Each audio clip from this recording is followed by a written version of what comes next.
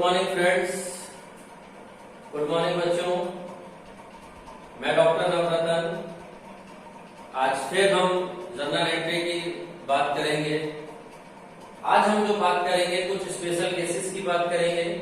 ये वीडियो 7 में मेरा 3rd पार्ट है, तो आपसे प्लीज रिक्वेस्ट है कि अगर आपने पहला वाला पार्ट अगर नहीं देखा है और सेकंड वाला पार्ट अगर नहीं देखा है 7 का, तो प्लीज पहले जाके आप उसको देखिए, उसके बाद आप इस वीडियो को कंटिन्यू करिए, क्योंकि इस वीडियो में हम कुछ स्पेशल केसेस की बात करने जा रहे हैं जो कि बच्चों को सबसे ज्यादा कंफ्यूज करते हैं। कहीं ना कहीं प्रॉब्लमेटिक होता है। जब पेपर सेट होता है तो कम से कम इस ऐसी एंट्रियों में से कम 2 या 3 एंट्री उसमें से इस तरह की होती है जहां बच्चा कंफ्यूज हो जाता है। तो आज हम उस कंफ्यूजन को भी दूर करते हैं और ये 3rd क्लास को आज कंप्लीट करते हैं। तो फर्स्ट केस की हम बात करेंगे ड्राइंग। ड्राइंग से पहले मैं आपको पता ही है कि फॉर्मेट आपका date, particular, LF amount, debit amount, credit, और ये आपके नियम होते हैं पर्सनल अकाउंट का, रियल अकाउंट का और नॉमिनल अकाउंट का। पर्सनल अकाउंट का debit is a receiver, credit is a giver. Real account का what comes in are debited, what goes are credited. यहाँ पे नॉमिनल का expenses and losses are debited, income and gain are credit. ये आपको अच्छी तरह याद हो जानी चाहिए। चलिए फर्स्ट केस की बात करते हैं। डेट आपके एज इट इज आप सीक्वेंस में मैं आपको बार बार बता रहा हूं, आप डालते रहेंगे। सबसे पहले बात करते हैं ड्राइंग की। देखिए जो ड्राइंग है इसको हिंदी में आहरण कहते हैं। ड्राइंग का मतलब होता है, जब मैंने आपको अकाउंट बताए थे तो मैंने आपको ये भी बताया था कि सेपरेट एंटिटी कंसेप्ट काम करता है, जहां हम व्यापारी और व्यापार को अलग रखते हैं, और जो हम अकाउंट बनाते हैं वो व्यापार के बनाते हैं, ना कि व्यापारी के बनाते हैं। कुछ याद आ गया होगा। तो यहाँ पर भी जो आहरण है या ड्राइंग है उसका मतलब होता है कि कोई भी व्यापारी जो व्यापार का मालिक है वो अपने पर्सनल यूज के लिए, व्यक्तिगत प्रयोग के लिए व्यापार से या तो कैश निकालता है या गुड्स निकालता है या वो एसेट्स निकालता है। तो हमको यहाँ पे ये समझना है कि ड्राइंग किसके लिए निकाल रहा है, वो व्यापार में से निकाल रहा है। तो अल्टीमेट हमारा व्यापार का बैलेंस क्या हो रहा है, कम। अगर वो कैश निकालता है तो कैश बैलेंस कम होगा, गुड्स निकालता है तो गुड्स बैलेंस कम होगा, अगर वो एसेट्स को यूज कर रहा है तो एसेट्स हमारी क्या हो जाएगी, कम। तो इसको जब वो पर्सनल यूज के लिए निकालता है तो उस वर्ड को कहते हैं ड्राइंग और आहरण। तो एक केस बात करते हैं। अगर मान के चलिए वो कैश व्यापार में से 5,000 रुपए वो अपने पर्सनल यूज के लिए निकाला, तो व्यापार से जब वो पर्सनल यूज के लिए 5,000 रुपए निकालेगा तो 5,000 रुपए उसके क्या हो जाएंगे, व्यापार के 5,000 रुपए क्या हो जाएंगे, कम। तो हमारा जो कैश है वो किससे रिलेटेड है, आपका रियल अकाउंट से रिलेटेड है। तो यहाँ पर हमारा जो कैश अगर कम हो रहा है, यानी कि कैश कम से जा रहा है, तो हम उसको क्या कर देंगे, कैश को क्रेडिट कर देंगे। तो हम यहाँ पे सबसे पहले क्या कर दें, टू कैश। और कहां जा रहा है, व्यक्ति अपने पर्सनल यूज के लिए उसमें से निकाल रहा है, यानी कि यहाँ पे क्या आ जाएगा, व्यक्ति का नाम आ जाएगा, बट वो अपने पर्सनल यूज के लिए निकाल रहा है। तो हम उस वर्ड को क्या कहते हैं, ड्राइंग। तो हम यहाँ पे क्या लिख देंगे, drawing account DR, drawing account DR कितना अमाउंट था, 5,000। यहां पे हम नरेशन लिख देंगे, being the cash withdraw for personal use. ठीक है। अगर मान के चलिए ये तो उसने कैश निकाला, क्योंकि कैश व्यापार से कम हुआ और उस व्यक्ति का नाम आ गया, क्योंकि उसने पर्सनल यूज को निकाला, तो पर्सनल यूज को हम क्या कहते हैं, ड्राइंग। अगर मान के चलिए कैश की जगह वो कोई गुड्स व्यापार से विड्रॉ करता, तो अगर वो गुड्स भी व्यापार से विड्रॉ करता तो ऑटोमेटिकली हमारा गुड्स क्या होता, अगर वो 5,000 का अगेन वो गुड्स विड्रॉ करता है तो हमारा गुड्स बैलेंस क्या हो जाता, कम हो जाता है। तो गुड्स किसका पार्ट है, रियल अकाउंट का पार्ट है, यानी कि गुड्स क्या हो रहा है कम, और काय के लिए पर्सनल यूज के लिए। तो सेम एंट्री अगर हम यहाँ करते तो ड्रॉइंग अकाउंट दिया, तो यहाँ पे हम क्या लिख सकते हैं, कैश की जगह गुड्स लिख सकते हैं, क्योंकि गुड्स क्या हो रहा है कम, और जो चीज कम हो रही है तो हम क्या करते हैं उसको लिखते हैं रियल अकाउंट के अकॉर्डिंग क्रेडिट साइड। ठीक है, तो इसी तरह अगर कोई एसेट्स यूज करता है तो उस एसेट्स का भी नाम यहाँ पे आ जाएगा। तो तीनों केसेस में बच्चों आपको परेशान नहीं होना, आपको क्या करना है, ड्रॉइंग को डेबिट करना है टू कैश, अगर वो कैश ले जाता है तो कैश, अगर गुड्स ले जाता है तो टू गुड्स, अगर कोई एसेट्स ले जाता है तो उस एसेट्स का नाम यहाँ पे हम लिख देंगे। ये बात आपको समझ में आ गई? ठीक है, सेकेंड हम बात करते हैं यहाँ पे, इसको आप लाइन खींचना ना भूलिएगा। सेकंड हम बात करते हैं चैरिटी। सेकंड हम बात करते हैं चैरिटी। देखिए चैरिटी को हिंदी में कहते हैं दान देना, चैरिटी को कहते हैं दान देना। अगर व्यापार किसी चैरिटी में या तो पैसा दान में देगा या वो उसको गुड्स दान में देगा। अगर वो पैसा दान में देता है तो सेम कंडीशन यहाँ पे फिर आएगी, आपकी रिपीट होगी। अगर वो पैसा दान में दे रहा है तो पैसा हमारा क्या हो जाएगा, फॉर्म का पैसा क्या हो जाएगा, उतने अमाउंट से कम हो जाएगा। तो हमको यहाँ फिर सेम रूल हमारा आ जाएगा, रियल अकाउंट के अकॉर्डिंग हम क्या कर देंगे, कैश को क्रेडिट कर देंगे। मान के चलिए अब उसने 3000 रुपए नकद दान में दिए, और दान में जब देते हैं तो वो क्या है कि अगर हम किसी चीज को भी जब दान में दे रहे हैं, पैसे को दान में दे रहे हैं, तो हम जब व्यक्ति जब किसी को दान में देता है तो उसका नाम हमारे पास आता है, क्योंकि चैरिटी भी कुछ चैरिटी में जो ट्रस्ट होती है तो उसके लिए हमारे पास क्या आ जाएगा, जो दान कार्ड है उसके लिए हम यहाँ पे क्या यूज करते हैं, चैरिटी। तो हम यहाँ पे क्या लिख देंगे, चैरिटी अकाउंट डीआर कितना 3000। ठीक है, तो जब चैरिटी लिखते हैं इसके बाद जो अगर वो कैश दे रहा है तो हम तो कैश कर देंगे, अगर वो माल को दान में दे रहा है तो यहाँ पे हम कैश को हटा के क्या लिख सकते हैं, गुड्स लिखते हैं। क्योंकि मैंने आपको अभी कंडीशन दोनों के केस में आपको सेम होगी, क्योंकि दोनों ही केस में हमारा या तो कैश जा रहा है या गुड्स जा रहा है, तो दोनों ही हमारे क्या होंगे, क्रेडिट। और कहाँ पे जा रहा है, यहाँ पे आपका पर्सनल यूज के लिए जा रहा है तो ड्राइंग आएगा, और यहाँ पे आप क्या ले रहे हैं, चैरिटी के लिए दे रहे हैं। तो यहाँ पे आप नरेशन लिख सकते हैं, बीइंग द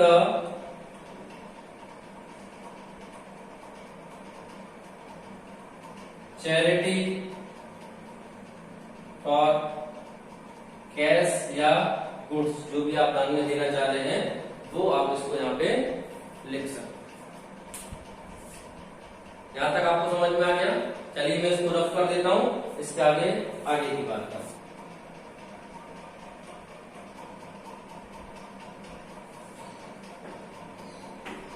चलिए इसके बाद जो नेक्स्ट एंट्री होती है ये भी बच्चों को बहुत कंफ्यूज करती है। फर्स्ट है इसमें लॉस बाय थेफ्ट। कोई चीज अगर चोरी हो जाती है तो उसके लिए हम क्या करेंगे, या माल चोरी हो जाता है उसके लिए हम एंट्री क्या करेंगे, और दूसरी होती है लॉस बाय फायर। अगर कहीं आग लग जाती है तो उससे जो हमारा नुकसान होता है उसकी एंट्री हम क्या करेंगे। तो सबसे पहले आपको ये समझना जरूरी होगा, क्योंकि वर्ड हमारा क्या आ रहा है यहाँ पे, लॉस। दोनों ही केस में हमारा चाहे वो थेफ्ट हो या आपका फायर हो, दोनों ही केस में हमारा क्या जनरेट हो रहा है, लॉस। तो लॉस के अकॉर्डिंग अगर हम बात करें तो लॉस कौन सा हमारा, नॉमिनल अकाउंट है। नॉमिनल अकाउंट में हमारा लॉस क्या होता है, जो भी चीज होती है हमारा आपका expenses and losses are debited. तो लॉस हमेशा क्या होता है, एक फर्म का नुकसान होता है, और नुकसान हमेशा डेबिट किया जाता है। तो एक चीज आपको क्लियर हो गई यहाँ पे। तो ये दोनों ही हमारे क्या है, लॉस है, हानि है फर्म की। तो जब हानि है तो हम इसको क्या करेंगे, डेबिट करेंगे। इस दोनों एंट्री को एक साथ करते हैं। यहाँ पे आ जाएगा loss by theft account DR, और यहाँ पे आ जाएगा लॉस बाय फायर अकाउंट दिया। अब मान के चलिए कि दोनों ही केस में हमारा 4,000 रुपए का नुकसान हो गया। कितने का नुकसान हो गया हमारा? 4,000 रुपए का दोनों ही केस में नुकसान हो गया। 4,000 रुपए का चोरी हो गया और 4,000 रुपए के ही माल में आग लग गई। जब आपका गुड्स जलता है तो ध्यान रखिएगा, आपके पास अगर कोई भी कमोडिटी जो चोरी हो गई या वो आग से नष्ट हो गई तो उस कमोडिटी का हमारा क्या होता है? लॉस होता है। यानी कि फर्म में अब वो कमोडिटी दोबारा जनरेट नहीं हो सकती, इसलिए हमारा क्या है? वो लॉस है। तो इसका मतलब है कि ये जो फर्म या हमारा स्टॉक था उतना हमारा स्टॉक लेवल क्या हो गया? कम हो गया। यानी कि जितना का गुड्स था अगर चोरी हो गया तो उतने 4,000 रुपए हमारे गुड्स के वैल्यू क्या हो गई? कम हो गई। अगर मान के चलिए आग से 4,000 रुपए का माल नष्ट हो गया तो वो भी हमारे गुड्स उतने अमाउंट से क्या हो गया? कम हो गया। तो जब हमारा अमाउंट यानी कि दूसरी तरफ हमारा लॉस कौन सा हो गया? गुड्स का लॉस हो गया और व्यापार से वो चीजें क्या हो गई? खत्म हो गई। तो हम यहाँ पे क्या लिख देंगे? To goods. यहां पर हम परचेज भी वर्ड लिख सकते हैं, ध्यान रखिएगा।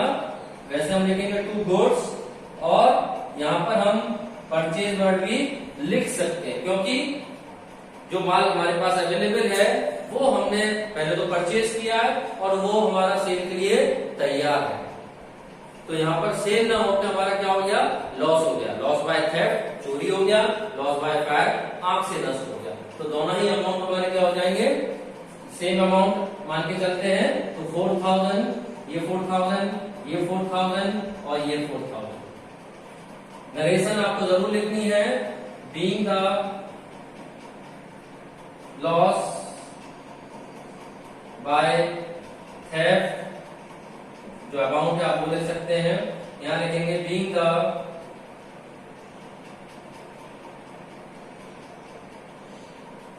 गुड्स लॉस बाय फायर, और अंडरलाइन जैसे आपकी एंट्री कंप्लीट होती है तो हमको वहां पे अंडरलाइन करना है। तो ये दो केस और हैं जो बहुत इंपॉर्टेंट है। फर्स्ट था आपका लॉस बाय थेफ्ट, तो आपको जो लॉस हुआ है उसको हम लॉस बाय थेफ्ट अकाउंट या टू गुड्स या purchase. Loss by fire, loss by fire में भी आपका लॉस ही है तो लॉस बाय फायर अकाउंट या टू गुड्स या परचेज। अगर यहाँ पे कोई भी पैसा चोरी हो जाता है, पैसा अगर नकदी चोरी हो जाती है तो हम गुड्स की जगह वहां पे हम कैश वर्ड भी लिख सकते हैं। ठीक है, अब नेक्स्ट आगे की पॉइंट की बात करते हैं। चलिए फिर हम नेक्स्ट पॉइंट पे आते हैं। फिफ्थ पॉइंट है हमारा डिस्काउंट अलाउ, यानी हमने डिस्काउंट को अलाउ किया। और दूसरा पॉइंट है हमारा डिस्काउंट रिसीव, यानी कि हमको डिस्काउंट मिला। तो एक एक करके इन चीजों को समझते हैं। डिस्काउंट अलाउ, आप डिस्काउंट अलाउ कब करते हैं? हम जब डिस्काउंट अलाउ तब करते हैं जब हमको कोई भी पैसा प्राप्त होता है तो हम उसको डिस्काउंट अलाउ कर देते हैं। फॉर एग्जाम्पल, मैंने राजा को 3,000 रुपए का माल बेचा और मैंने उसको 200 रुपए डिस्काउंट कर दिया। अब मैंने राजा को 3,000 रुपए का माल बेचा था और मैंने उसको क्या दे दिया? 200 रुपए का डिस्काउंट दे दिया। तो अब वो मुझे कितने पैसे देगा? कितने देगा? अगर 3,000 रुपए का माल है और 200 रुपए का मैंने डिस्काउंट उसको दे दिया है तो मेरे को वो कितना अमाउंट देगा? कैश कितना देगा? 2,800।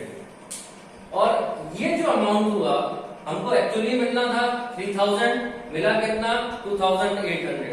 तो एक तरह का हमारा क्या हो गया? लॉस हो गया। और लॉस क्या होता है? हमेशा डेबिट। लॉस क्या होता है? हमेशा डेबिट। यानी कि ये जो लॉस है उसको हम क्या करेंगे? डेबिट करेंगे, क्योंकि डिस्काउंट अलाउ हमको 3,000 मिलने थे, मिल कितने रहे? 2,800। तो हमारा 200 रुपए का क्या हो गया? लॉस। तो इस लॉस को हम डिस्काउंट यानी कि डेबिट करेंगे, क्योंकि आपका नॉमिनल अकाउंट का पार्ट है लॉस ऑलवेज डेबिट। सेकंड, कितना अमाउंट मिला हमको? 2,800। कितना अमाउंट मिला है हमको? 2,800। तो हम हमारे पास जो कैश होता है वो रियल अकाउंट का पार्ट होता है। तो इसका मतलब है कि जब व्हाट कम्स इन, जो हमारे पास आ रहा है, कितना आ रहा है? कैश कितना आ रहा है? 2,800। तो हम इसको पहले लिख लेंगे यहाँ पे कैश अकाउंट DR, और मैंने आपको बताया ये डिस्काउंट भी हमारा क्या है, लॉस है, क्योंकि हमको मिले थे 3000 रुपए, अब वो कितने दे रहा है, केवल 2800 रुपए, तो हम हमारा कितना हो गया, 200 का लॉस हो गया। तो लॉस हमेशा कहा जाता है डेबिट पे। तो यहाँ पे हम लिख देंगे डिस्काउंट अकाउंट DR, और किससे मिलना था, राम से, टू राम। कितना अमाउंट था, राम से कितना आना था, 3000 रुपए का, हमने उसको डिस्काउंट कितना कर दिया, 200 रुपीज का, उससे हमारे पास पैसा कितना आया, 2800। जब हम किसी को डिस्काउंट अलाउ करते हैं तो हमारा लॉस होता है, और लॉस हमेशा कहां पे आता है, डेबिट। तो यहाँ पे हम नरेशन जरूर लिखनी है आपको, यहाँ पे आप नरेशन लिखेंगे, being the cash receive from Ram and discount allow, फिर एक अंडरलाइन। ये बात समझ में आ गई। चलिए दूसरी एंट्री यहां पे दी हुई है डिस्काउंट रिसीव। अब डिस्काउंट रिसीव हमको होगा, यानी कि ये जो डिस्काउंट की बात हो रही है, अगर मेरे को कहीं से डिस्काउंट मिलेगा, मेरा प्रॉफिट होगा या लॉस होगा, फर्म का क्या होगा, प्रॉफिट होगा, क्योंकि मुझे डिस्काउंट मिल रहा है। ये तब मिलता है जब जनरली हम माल को परचेज करते हैं, तो दूसरा व्यक्ति जब हम उसका पेमेंट करते हैं तो दूसरा व्यक्ति हमको क्या दे देता है, डिस्काउंट दे देता है। मान के चलिए कि मोहन से हमने 5000 रुपए का माल परचेज किया और उसने 500 रुपए की हमें छूट दी। मोहन से हमने 5000 रुपए का माल परचेज किया, purchase from Mohan and discount are 500 rupees only. तो उसने डिस्काउंट अलाउ किया है और हमको डिस्काउंट मिला है, तो हमारा कितना होगा, मेरे को जब मैंने उससे माल परचेज किया तो मुझे कितने का माल परचेज किया, मैंने 5000 रुपए का। मेरे को एक्चुअली पेमेंट कितना करना था, 5000 रुपए करना था कैश में, मगर उसने मेरे को 500 डिस्काउंट अलाउ करा, तो उस व्यक्ति ने मुझे डिस्काउंट अलाउ किया, तो मुझे डिस्काउंट रिसीव हुआ। तो यानी कि अब मैं उसको कितना पैसा दूंगा, 500 इसमें से कम करके मेरे अमाउंट से कितना ट्रांसफर होगा, कैश बैलेंस 4500। और ये जो 500 मेरा होगा, ये क्या होगा, मेरे को प्रॉफिट। और प्रॉफिट किस रूप में हुआ, डिस्काउंट के रूप में ही हुआ। तो हमको जब डिस्काउंट मिलता है, जब हम डिस्काउंट रिसीव करते हैं, यानी कि कुछ चीज हमको मिल रही है, तो हमारा क्या हो जाएगा, वो इनकम। और जब हमारी वो इनकम गेन हो जाएगा, अगर हमको कोई चीज मिल रही है तो हमारा क्या हो जाएगा, गेन हो जाएगा। तो गेन हमको अगर हो रहा है तो नॉमिनल अकाउंट में गेन क्या करते हैं, हम क्रेडिट करते हैं। तो कोई भी अगर प्रॉफिट होगा तो हम उसको क्या करेंगे, क्रेडिट करेंगे। Income and gains are credited. तो यहाँ पर हम क्या करेंगे, ये हमारा क्या हो गया, प्रॉफिट हो गया, क्योंकि हमें डिस्काउंट 500 मिला। हमको जो पेमेंट करना था वो 5000 करना था, बट उसने 500 रुपए में डिस्काउंट अलाउ कर दिया, हमको डिस्काउंट मिला। अब मुझे अकाउंट यानी कैश बैलेंस से मेरा कितना बैलेंस डिडक्ट होगा, केवल 4500। किसको, मोहन को। तो हम यहाँ पे एंट्री करेंगे, मोहन DR, मैंने आपको उसके लिए पहले भी बता दिया है, टू कैश कितना गया और टू डिस्काउंट हमें प्रॉफिट कितना हुआ है। तो टोटल जो डील थी हमारी 5000 की थी, कैश हमारे यहाँ से 4500 हो गया और 500 रुपए मुझे क्या हो गया, डिस्काउंट मिल गया। तो सेम इसी तरह हम यहाँ पे नरेशन लिखते हैं। आपको ये चीज यहाँ पे ध्यान रखनी है, डिस्काउंट अलाउ करते हैं तो हमारा लॉस होता है, डिस्काउंट डेबिट में आएगा। डिस्काउंट अगर रिसीव करते हैं तो हमारा प्रॉफिट होता है, क्रेडिट में आएगा। नरेशन आपको जरूर लिखनी है। यहाँ पे लिखेंगे, being the cash given to Mohan and discount received, और नीचे एक अंडरलाइन। ये बात समझ में आ गई। और इसके आगे चलते चलिए इसके बाद हम 7 पॉइंट को भी डिस्कस कर लेते हैं। ये भी बच्चों के लिए बहुत डाउट होता है। बैड डेब्ट्स, हिंदी में कहते हैं एसेट ओवर क्रेडिट। देखिए बैड डेब्ट्स वो होता है जब हम क्रेडिट सेल करते हैं, और जब हम क्रेडिट सेल करते हैं तो हमारे क्या जनरेट होते हैं, डेटर जनरेट होते हैं। आफ्टर सम टाइम अगर कोई भी डेटर पैसा देने से मना कर देता है, आफ्टर सम टाइम कोई डेटर पूरा पैसा नहीं देता, या कोई डेटर जो डिसॉल्व हो गया, इंसॉल्वेंट हो गया, बैंक करप्ट हो गया उसका, वो देश छोड़ के चला गया, या हमको ये पता है कि इससे हमारे पास पैसा अब नहीं मिलेगा, तो ये दोनों ही केस हो सकते हैं। या तो वो पूरा पैसा उसने नहीं दिया, और दूसरा केस क्या हो सकता है कि कुछ पैसा उसने हमको दे दिया। तो अगर हमको उसने कुछ पैसा दे दिया, फॉर एग्जाम्पल राजा को हमने 10,000 रुपए का माल बेचा था, यानी कि राजा को हमने 10,000 का माल सेल किया, और आफ्टर सम टाइम जब उससे हमको पैसा मिलना था तो वो पैसा कितना हुआ, केवल 7,000 हमको मिला, यानी कि यहाँ पर ये 3,000 हमको अब नहीं मिला और ना ही आगे मिलने की उम्मीद है। तो हम यहाँ पे इसको क्या मानेंगे, बैड डेब्ट, और यहाँ पे हम इसको क्या मानेंगे, बैड डेब्ट। तो जितना पैसा हमको मिल गया वो क्या हो गया, हमारा कैश। तो बच्चे इसमें भी कंफ्यूज करते हैं सर बैड डेब्ट आ गया तो क्या करना है, सिंपल कुछ नहीं, जितना पैसा हमको चाहिए था अगर उतना पैसा नहीं मिला तो हमने यहाँ पे क्या कर दिया, बैड डेब्ट्स कर दिया। और बैड डेब्ट्स को जो बैड डेब्ट्स होते हैं वो हमारा क्या होता है, लॉस होता है। वो क्या हो गया, हमारा लॉस हो गया, क्योंकि हमको अमाउंट रिसीव होना था 10,000, रिसीव कितना हुआ 7,000, तो लॉस क्या हो गया, हमारा डेबिट। और नॉमिनल अकाउंट में एक्सपेंसेस एंड लॉसेस का रूल क्या है, आर डेबिटेड। तो हमको ये अमाउंट बैड डेब्ट्स का उसको क्या करना है, डेबिट करना। दूसरा हम चलते हैं, हमारे पास क्या हुआ, रियल अकाउंट का पार्ट है आपका कैश, और कैश आपको क्या आ रहा है, फॉर्म में कैश आ रहा है, कितना आ रहा है 7,000, तो क्या होगा, डेबिट होगा।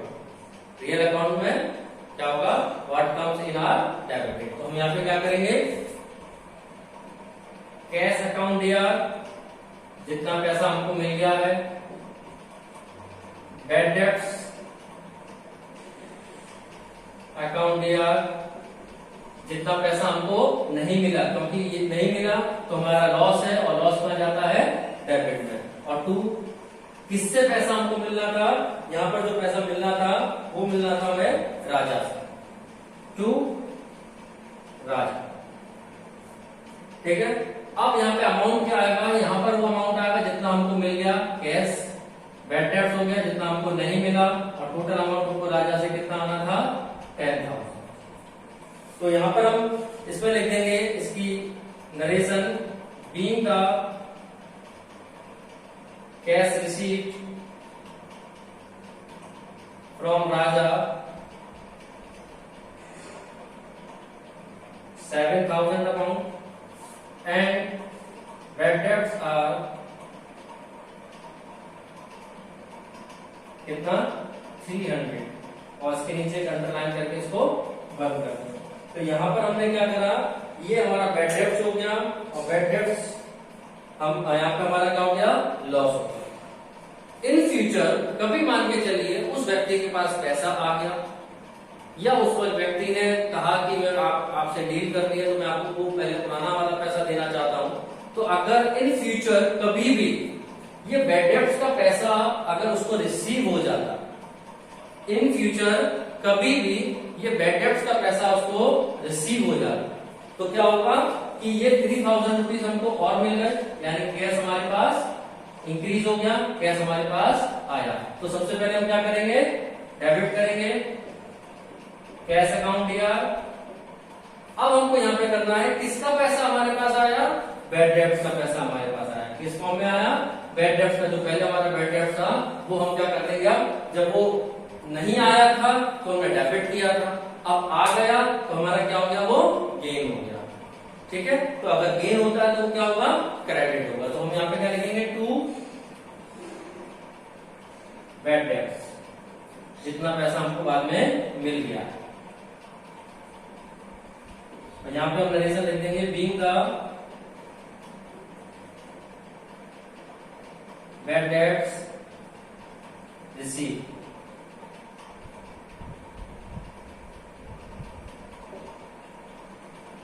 यहाँ पे क्या लिख देंगे, being the bad debts receive या cash receive from bad debts. तो ये हमारे पास कुछ एक इंपॉर्टेंट एंट्रियां मैंने आपको आज यहाँ पे बताई है।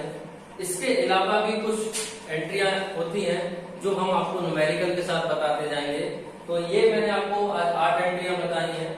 फर्स्ट आपको ड्राइंग की बताई, सेकंड आपको चैरिटी की बताई, बैड डेट्स की बताई, रिकवर बैड डेट्स की बताई, डिस्काउंट अलाउ की बताई, डिस्काउंट रिसीव की बताया, आपका पेमेंट से रिलेटेड बताया। तो ये जितनी भी एंट्री है ये आप लोग कर लीजिए, इसको नोट डाउन कर लीजिए। इसके बाद हम न्यूमेरिकल की बात करेंगे नेक्स्ट वीडियो में, एक न्यूमेरिकल को सॉल्व करेंगे। अगर आपको कोई क्वेरी हो तो मैंने तो वीडियो के लास्ट में अपना नंबर दिया हुआ है, तो आप उस पर कॉल करके कभी भी पूछ सकते हैं। तो आज के लिए बस इतना ही, और ये 7 जो वीडियो है आज इसको हम खत्म करते हैं। नेक्स्ट वीडियो हम 8 स्टार्ट करेंगे। Thank you, have a nice day.